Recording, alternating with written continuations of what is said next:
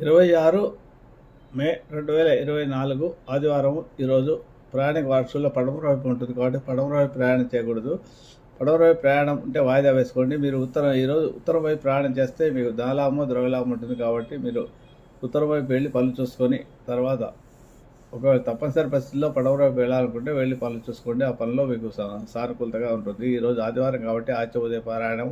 ఎవరికైతే ఉద్యోగం లేదో, కోర్టు కేసులతో ఇబ్బంది, శత్రువులతో ఇబ్బంది పెడుతున్నారో, కోర్టు కేసుల వల్ల ఇబ్బంది పడుతున్నారో, నేత్ర సంబంధమైన అనారోగ్య సమస్యలతో ఉన్నారో వాళ్ళంతా కూడా ఎవరైనా నమ్మకంతో ప్రతిరోజు ఆదివారం రోజు ప్రారంభించి 6 నుంచి 7 వరకు సూర్యహోర ఉంటుంది. ఆ సమయంలో వీరికి రాత్రి రాగిచెంబులో నీళ్ళు ఉంచి అర్ఘ్యం విడుస్తూ ఆదిత్య ఉదయ పారాయణం చేయడం 40 రోజులు సంకల్పం చెప్పుకొని చేయండి. తప్పకుండా మీ సమస్యలకు పరిష్కారం లభిస్తుంది.